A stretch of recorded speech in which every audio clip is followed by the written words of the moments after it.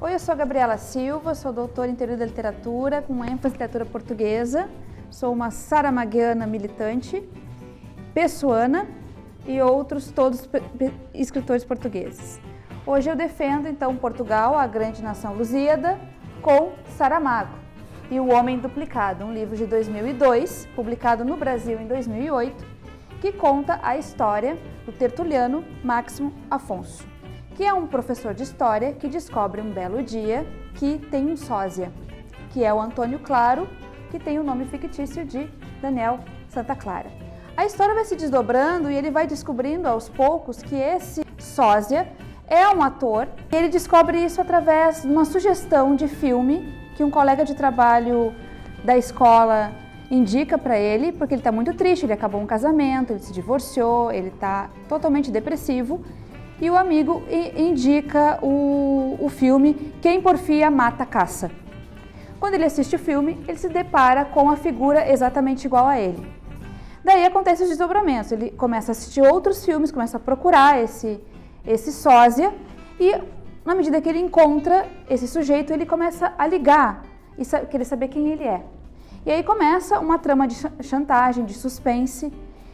E esse sujeito que não tem um caráter tão bom ou não tem uma boa índole como a dele, começa a chantagear ele. E eles acabam se desentendendo e o ator acaba transando com a namorada, a Maria da Paz, a namorada do tertuliano, que descobre o engano, né, o quiprocó. Descobre e ele sofre um acidente de automóvel, os dois morrem e o tertuliano assume então a personalidade ou a vida do Antônio.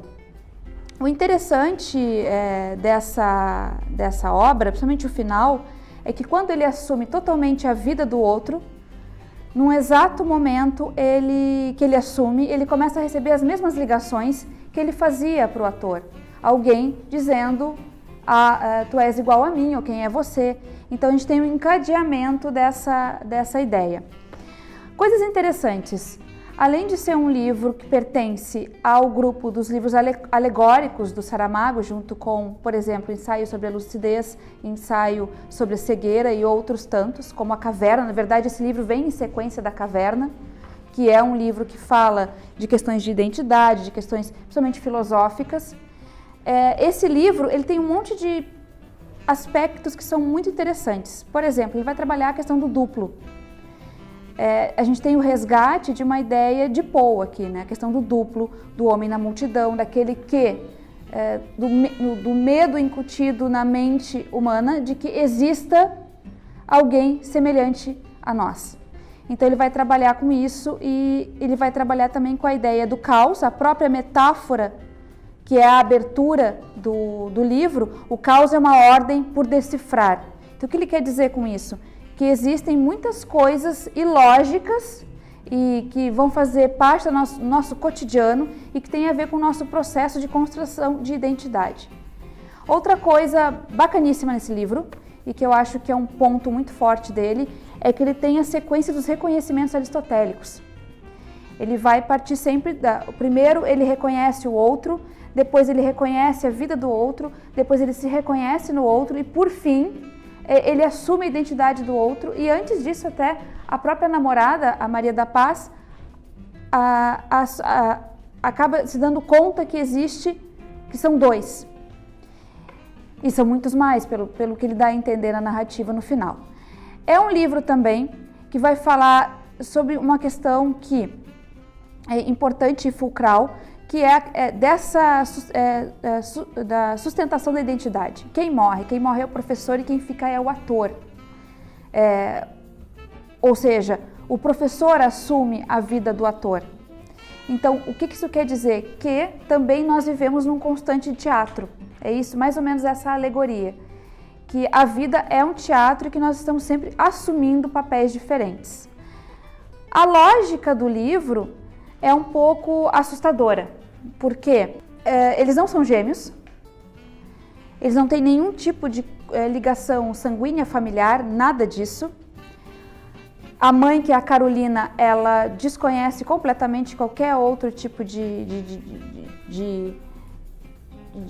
situação semelhante, que tem alguém semelhante ao filho.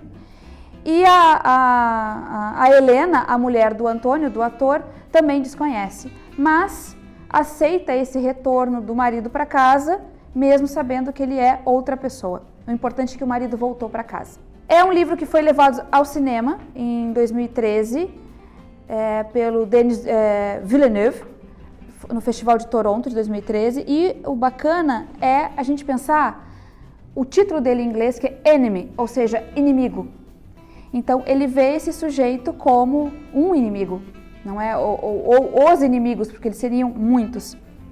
Então, essa ideia do outro que toma o meu lugar, do outro que assume a minha personalidade, ou assume o meu cotidiano e a minha vida, faz parte desse sistema alegórico do Saramago, quando ele retoma os grandes temas como a política, a instituição, a perda da identidade, a similaridade das vidas, todo esse rastreio do cotidiano que ele faz. É um grande livro dos anos 2000, como eu disse, ele foi publicado pela primeira vez em 2002, compõe esse ciclo alegórico e é um livro que nos permite pensar justamente sobre o caráter ilusório das nossas identidades. Quem nós somos, o que nós assumimos. Assumimos posturas dos outros, gostos dos outros, o deleite ou a dor dos outros. Então, o Saramago vai lidar essencialmente com a ideia de identidade. O filme tem algumas diferenças, claro, porque é uma apropriação da obra original, então, como tantas outras que fazem esse tipo de desdobre da obra literária, levando para o ecrã, levando para a tela do cinema. Então, a gente vai ter algumas ideias diferentes do livro, mas que vão, da mesma forma, nos conduzir à mesma história, que é a própria construção dessa identidade. Um ponto também interessante nesse livro é que a identidade do Antônio, do ator, se desdobra em duas identidades, do próprio Antônio Claro e do Daniel Santa Clara. Então tem essa questão também do ator que se desdobra. Sobretudo, é um livro que nos faz pensar sobre os tempos modernos, não é? Até mesmo sobre a questão do Bauman, né? Da modernidade líquida, e como nós nos diluímos no cotidiano, e até mesmo a questão do rizoma, não é? Da identidade que é rizomática, que se espalha e que se torna maior mesmo do que é. Em suma, é um livro que vale cada minuto da leitura para a gente conhecer a obra saramaguiana e lembrar que em 2018, ano de Copa e ano que se comemoram 20 anos do prêmio recebido por Saramago, que no seu discurso o prêmio Nobel recebido por Saramago, que no seu discurso, que tá no livro o discurso de Saramago em Estocolmo, ele diz o seguinte, que ele, na verdade, ele não quer não representar a vida, que o importante para o Saramago é a própria vida e não a literatura. Então ele escolhe a literatura como forma de mostrar as características peculiares da vida real. Meu nome é Paulo Mendes, sou jornalista, fiz mestrado em literatura brasileira pela URGS e é uma satisfação, uma alegria defender as cores aqui do Uruguai, né? Um país muito conhecido no futebol e também na literatura. Para isso, eu entendi conveniente falar sobre a obra do Eduardo Galeano, que, como eu, era um jornalista, um escritor, deixou uma obra grande, profícua, né? Mais de 40 obras lançadas, traduzido em diversas línguas, e um amante do futebol e um apreciador da literatura em geral e um belíssimo escritor. E o que ele fez nesse livro? Ele fez com as mãos esse livro, datilografou, aquilo que ele gostaria de ter feito com os pés, que era jogar futebol. como ele mesmo disse quando era pequeno, era menino, seu sonho era ter sido jogador de futebol, como vários meninos uruguaios, vários meninos brasileiros e vários meninos em diversas partes do mundo que têm esse sonho, mas é um sonho que, como a de escritor, também não é tão fácil, também não é tão simples, depende de talento, muito talento, né? E ele, então, inteligente que era, desde pequeno, decidiu partir para outra área, junto com a sua família e tal, e se tornou um jornalista, foi trabalhar em jornal. Um dos seus primeiros, quando ele era editor de um jornal em Montevidéu, uma das primeiras coisas que ele fez foi chamar o Mário Vargas Llosa para trabalhar com ele, para mostrar como ele era um cara esperto, sabido, né? Sabia ver onde é que tinha bola de alguém, tinha futebol, né? E, bom, nesse livro, Futebol, ao Sol e à Sombra, como o próprio nome diz, trata-se de croniquetas, anotações esparsas que foram reunidas sobre jogos, sobre Copas do Mundo, sobre eventos esportivos e principalmente gols de quem são os personagens desse livro, os grandes craques que jogaram nos principais times do mundo e, evidentemente, nas suas seleções, né? Então, ele trata sobre isso, ao sol e à sombra. Ao sol, porque o futebol tem os seus lampejos, né? A sua beleza, a sua alegria, as luzes, né, do sol, essa coisa mágica. E a sombra, porque também tem o outro lado do futebol. Qual seria esse outro lado?